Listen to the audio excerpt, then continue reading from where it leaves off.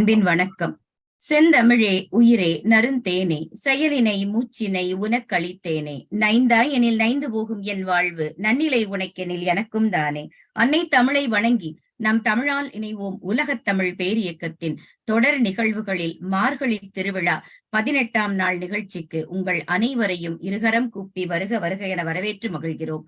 இந்த நிகழ்ச்சிக்கு களம் அமைத்துக் கொடுத்த நம் தமிழால் இணைவோம் உலகத்தமிழ் பேரியக்கத்தின் நிறுவனர் கவின்கலை வேந்தர் சிவதமிழ் சீராளர் சத்யநாராயணராஜ் பாலகுரு அவர்களுக்கும், எங்கள் அன்பிற்கினிய துணை தலைவர் பாரதி கண்ட புதுமை பெண் தங்க மங்கை மதிப்புறு முனைவர் மீனா திருப்பதி அம்மா அவர்களுக்கும் பணிவான நன்றியினையும் அன்பையும் பதிவு செய்து, இந்த நிகழ்ச்சியில் எங்களோடு இணைந்திருக்கக்கூடிய நம் தமிழால் இணைவோம் களத்தின் தூண்களான கூட்டு மாவட்டம் 1 ஆளுநர் அன்பிற்கினிய தொல்காப்பிய செம்மல் அப்பா அவர்களையும், கூட்டு மாவட்டம் 2 ஆளுநர் அன்பிற்கினிய முனைவர் சந்திரமோகன் அப்பா அவர்களையும், கூட்டு மாவட்டம் 3 ஆளுநர் தமிழ்ச்செம்மல் அழகுராஜா ஐயா அவர்களையும், மற்றும் என் அன்பு தோழி மாவட்டம் 18/7 அதன் ஆளுநர் தங்கமங்கை கவிதா நடராஜன் அவர்களையும் வருக வருக என வரவேற்று, இந்த நிகழ்ச்சியை யூடியூப் வழியாக கண்டு கொண்டிருக்கும் இனியும் காண காத்திருக்கும் அனைவருக்கும் தமிழால் இணைவோம் களத்தின் சார்பில் இனிய வரவேற்பு. இன்று திருப்பாவை பாடல் 18 அதற்குள் பயணிக்கப் போகிறோம். கண்ணன் திருவருளாலும் ஆண்டாளின் திருவருளாலும் இந்த பாடல் இனிதே சிறக்கட்டும். உந்து மத களிற்றன் ஓடாத தோள்வலியன், உந்து மத களிற்றன் ஓடாத தோள்வலியன்,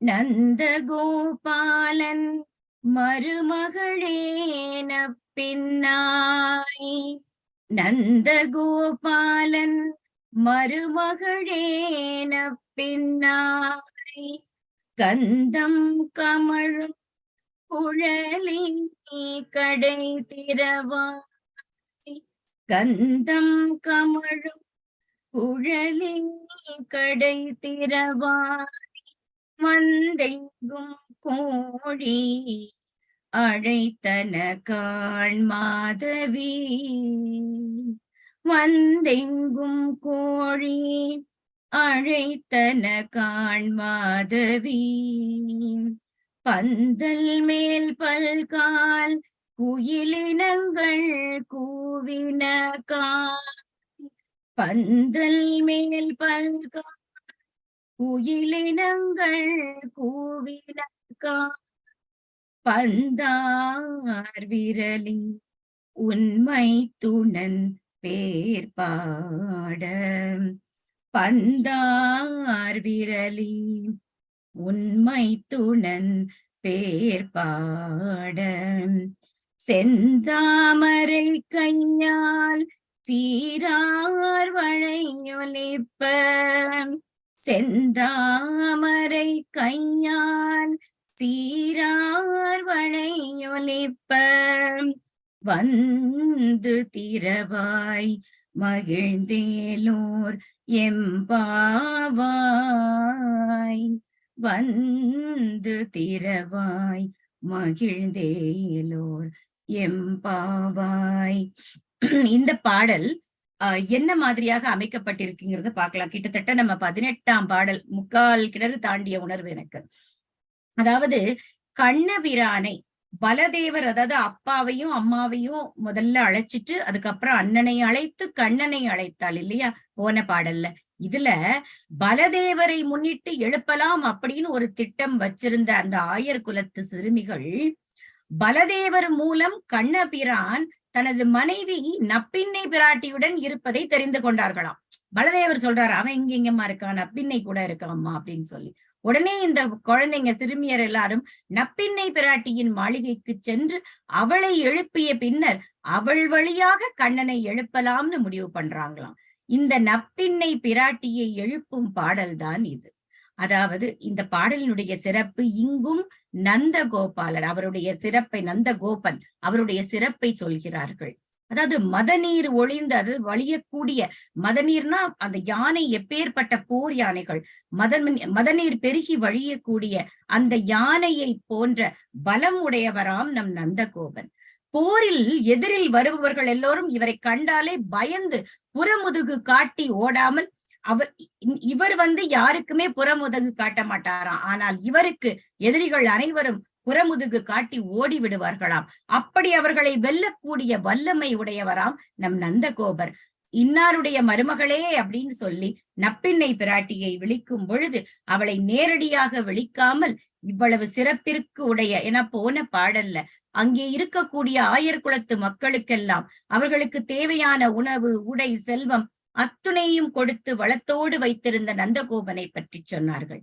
இந்த பாடலில் அவருடைய வலிமையை பற்றியும் ஒரு போரில் எப்படி புறமுதுகு காட்டாமல் அவர் வெல்வார் என்பதை பற்றியும் வெகு சிறப்பாக எடுத்து சொல்லி அப்பேற்பட்ட பெருமைக்குரிய நந்தகோபனின் மருமகளே நப்பின்னை பிராட்டியே அப்படின்னு சொல்லி இப்ப அவளுக்கு வராங்க. நறுமணம் வீசக்கூடிய கூந்தலை உடைய தேவியே, எம்மா எந்திரிமா அப்படின்னு அவளை சும்மா எழுப்பல, இவ்வளவு சொல்லி எழுப்ப போறாங்க. பொழுதும் விடிந்து விட்டது. அதை உணர்த்தும் விதமாக கோழிகள் எல்லாம் எல்லா இடத்திலும் கூவிக்கொண்டு இருக்கின்றன. மாதவி, அதாவது கொடிகள் படர்ந்திருக்கக்கூடிய பந்தல்கள் மீது அமர்ந்திருக்கக்கூடிய பல வகையான குயில் கூட்டங்கள் எல்லாம் அழகாக கூவிக்கொண்டிருக்கின்றன. இப்படி கோழிகள் கூவுவதையும் குயில்கள் கூவுவதையும் நீ கேட்கவே இல்லையா, நீ உணரவே இல்லையா அம்மா அப்படின்னு கேக்குறாங்க. பந்தாட்டத்தில் தன்னுடைய கணவனோடு அவள் பந்தாட்டத்தில் ஈடுபட்டிருந்தாளாம். அப்படி பந்தாட்டத்தில் கண்ணனை நீ தோற்கடித்து விட்டாய். அப்படி தோற்கடித்து உனது விரல்களால் ஒரு கையில் அந்த பந்தினையும் மறு கையில் கண்ணனையும் வைத்துக் கொண்டிருப்பவளே அப்படின்னு சொல்றாங்க. அவளுடைய கோலத்தை இங்கே அழகாக சொல்கிறார்கள். கண்ணனை நீ விளையாட்டில் வென்று விட்டதற்காக அவனை பரிகாசம் செய்ய போகிறாய். நாங்களும் உன்னுடன் சேர வேண்டும் அல்லவா? ஆக உனது செந்தாமரை கைகளால் எழுந்து வந்து உன் கையில் உள்ள வளையல்கள் எல்லாம் ஒலி எழுப்பும் விதமாக அந்த மென்மையான கரங்களை அசைத்து இந்த மாளிகையின் அருமையான கதவுகளை திறப்பாயாக அப்படின்னு இந்த பிள்ளைகள்லாம் சொல்றாங்க நப்பின்னை பிராட்டிய பார்த்து. சரி, இங்க முக்கியமான ஒரு விஷயத்தை பத்தி பார்க்கலாம்.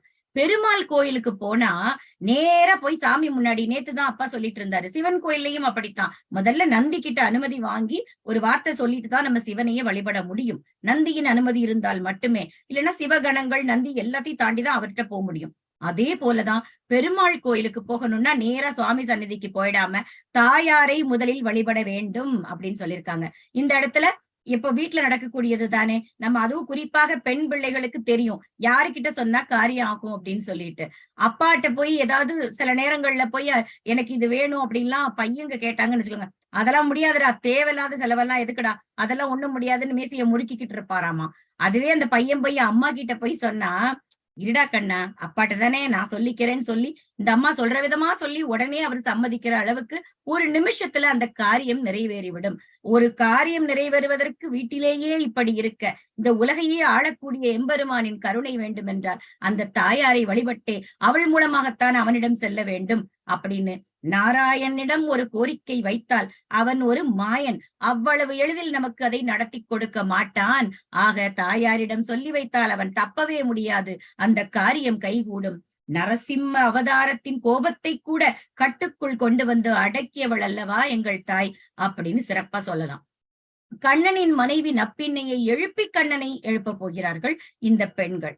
இந்த பாசுரத்தில் இருக்கக்கூடிய சிறப்பாக சில விடயங்களை பகிர விரும்புகிறேன். இதுக்கு முன்னாடி இருந்ததுல நம்ம வரிசையா பார்த்தோம், நந்தகோபர், யசோதை, பலராமன் அப்படின்னு வரிசையா எழுப்பி இப்ப நப்பின்னைக்கு வந்தாச்சு. எதுவும் முதல் மனைவியான கண்ணனுக்கு முதல் மனைவியான நப்பின்னை பிராட்டின்னு இங்க குறிப்பிட்டிருக்காங்க. அந்த கோபியர் வந்து துயில் எழுப்புகின்றார்கள். இந்த வைணவ சமயத்துல ஒரு முக்கியமான விஷயம் என்னன்னா, முதல்ல ஆச்சாரியன் அதாவது குருவை, அதுக்கப்புறம் தேவர்களுக்கும் மேலான அந்த அனநாதர், கருடாழ்வார், வைகுண்டத்து தளபதியான விஸ்வக்ஷேனர், இவர் எல்லாத்தையும் வரிசையாக வழிபட்டு விட்டு அப்படியே வந்து பிராட்டியை வாழ்த்தி பாடுவார்களாம். இந்த ஒரு குறிப்புன்னு சொல்லி இங்க கொடுத்திருந்தாங்க. அதை வந்து பகிரலாம்னு நினைச்சேன். இன்னொரு விஷயம் என்னன்னா, கண்ணனுடைய அருளை பெறுவதற்கு பிராட்டியின் பரிந்துரை வந்து மிகவும் அவசியம்தான். இந்த பாடல்ல சொல்லப்பட்ட நுட்பமான ஒரு விஷயம், உட்பொருள் கருத்து. நப்பின்னை பிராட்டியை நந்தகோபனின் மருமகளே அப்படின்னு சொல்லும் பொழுது இந்த இடத்துல என்ன சொல்றாங்கன்னா, மாமனாரை சொல்லி அந்த மாமனாருக்கும் இவளுக்கும் இருக்கக்கூடிய அந்த சம்பந்தத்தை ஏன் சொல்றாங்கன்னா, நப்பின்னை பிறந்தை வீட்டை காட்டிலும் இந்த வீட்டுல மாமனார் வீட்டுல அவ்வளவு மகிழ்ச்சியாக இருந்தாளாம். அதை சொன்ன உடனே அவளுக்கு உச்சி குளிர்ந்து போயிருமா. இன்னாருடைய மருமகளே அப்படின்னு அவர் பெருமையெல்லாம் சொல்லி, உந்து மத களிற்றன் ஓடாத தோல்வலின்னா திரும்பி ஓடாத பெருமைக்கு உரியவன் உந்து மத களிற்றன்னா அப்படி யானைகளுக்கெல்லாம் சொந்தக்காரர், அப்படிப்பட்டவருடைய மருமகளே அப்படின்னு சொன்ன உடனே உச்சி குளிர்ந்து போயிட்டாளா அவ. ஆக வாயில்ல இருக்கக்கூடிய இந்த பெண்கள் எல்லாம் வாயில் காப்பவனை தாண்டி உள்ள வந்து எல்லாரையும் தாண்டி நப்பினை விராட்டிட்ட வந்து நிக்கிறாங்க. கண்ணனை எளிதில் அடைந்து விடலாம் அப்படின்னு ஒரு நம்பிக்கையோட நிக்கிறாங்க. அந்த பந்தார் விரலின்னு குறிப்பிட்ட அந்த ஒரு சொல்லாடல்ல தான் அந்த பந்தாட்டம் கண்ணனோடு அவள் விளையாடியதையும் அவனை தோற்கடித்ததை பத்தியும் அற்புதமா சொல்லியிருக்காங்க. இதுல அந்த விரலி அப்படிங்கிற வார்த்தைக்கு ஒண்ணு சொல்லியிருக்காங்க. ஐம்புலன்களை பற்றி இங்கு சிறப்பாக விளக்கப்பட்டிருக்கிறது. தொடுதல் என்பது இந்த பந்தார் விரலியை வச்சு நம்ம தெரிஞ்சுக்கலாம். மித்த 4 புலன்களுக்கான அனுபவம் எப்படி சொல்லியிருக்காங்கன்னு பாருங்க. கந்தம் கமழும் குழலி, அந்த மூக்குக்கு உள்ளத சொல்லியிருக்காங்க. அடுத்தது உன் மைத்துணன் பேர்பாட நாவால் நாக்கு, சீரார் வளை ஒலிப்ப செவி, அடுத்தது வந்து திறவாய் மகிழ்ந்தேலோன்னு உன் கண் வாமா அப்படின்னு சொல்லி 5 புலன்களுக்கும் ஒரு வேலையை சொல்லி அதை அழைக்கிறார்கள். குறிப்பாக சொல்லணும்னா நம்ம வைணவத்துல, இப்ப நம்ம சைவத்திலையும் அப்படித்தான் உமையொரு பாகம் சரிவாதி கொடுத்து விட்டார் சிவன். அதே போலதான் இங்க திருமாலையும் திருமகளையும் பிரிக்கவே முடியாது, இருவரும் ஒன்றே அப்படிங்கிற ஒரு அர்த்தத்துல சொல்லியிருக்கிறாங்க. வந்து எங்கும் கோழி அழைத்தனக்கான். இதுல ஒரு முக்கியமான விஷயம் பார்த்தேன்.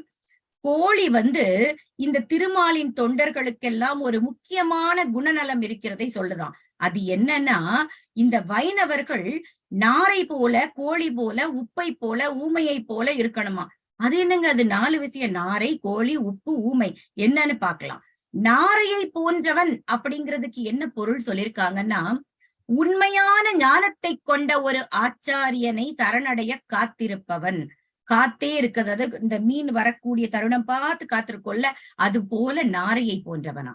கோழியை போன்றவன் ஏன் சொல்றாங்கன்னா, வேதங்கள் எல்லாவற்றின் சாரமான திருவாய் மொழியை 4 விதமான வேதங்களிலிருந்தும் பிரித்தெடுக்க வல்ல திறமை மிக்கவனாம் கோழிங்கிற அந்த கோழியை போன்றவன்கிற பொருளுக்கு. உப்பை போன்றவன் ஏன் சொல்றாங்க, அதாவது பகவத் பாகவதம் போன இதுல கூட உரையில கூட நம்ம இதை பத்தி பேசணும் நிறைய. இறைவர் வந்து பகவன், பாகவதர்ங்கிறது அடியவர், இறைவனை வழிபடக்கூடிய அடியவர்கள். ஆச்சாரியர் குரு. இந்த சேவைகளிலேயே தன்னை கரைத்துக் கொள்பவன் உப்பை போன்றவனாம். இந்த 3 விஷயத்திலும் தன்னை கரைத்துக் கொள்பவன். ஊமையை போன்றவன் யாரு, எந்த ஒரு அகந்தையும் கிடையாது, ஆணவமும் கிடையாது, அப்படியே உள்வாங்கி இறைவனை உள்ளேயே இருத்தி ஒரு அமைதியாக இருந்து இறையை தரிசிக்க கூடியவர் வந்து ஊமையை போன்றவர். இப்படி 4 விதத்தில் தான் ஒரு வைணவன் இருப்பான் அப்படிங்கிறத பத்தி தெளிவா சொல்லியிருக்கிறாங்க. அதே போல நித்தமும் 3 வேளையும் அந்த இறைவனை சிந்தித்துக் கொண்டே இருக்க வேண்டும் அப்படின்னு இந்த பாடல் வழியாக நாம் உணரலாம் என்று சொல்லி, இந்த திருப்பாவை பாசுரம் 18 உங்களோடு பகிர்ந்து கொண்டதில் மட்டற்ற மகிழ்ச்சி. என் வாய்மொழி கேட்ட உங்கள் அனைவருக்கும் பாதம் பணிந்த நன்றியை சொல்லி களம் அமைத்துக் கொடுத்த நிறுவனர் கவின்கலை வேந்தர் சிவத்தமிழ் சீராளர் எங்கள் சத்யநாராயணராஜ் பாலகுரு அவர்களுக்கும், இங்கே இருக்கக்கூடிய மூத்த ஆளுமைகள் தொல்காப்பிய செம்மல் அப்பா அவருக்கும், சந்திரமோகன் அப்பா அவர்களுக்கும், அழகுராஜா ஐயா அவர்களுக்கும், கவிதா நடராஜன் தோழமைக்கும் என் நன்றியை சொல்லி இந்த உரையை நிறைவு செய்கிறேன். நன்றி, வணக்கம்.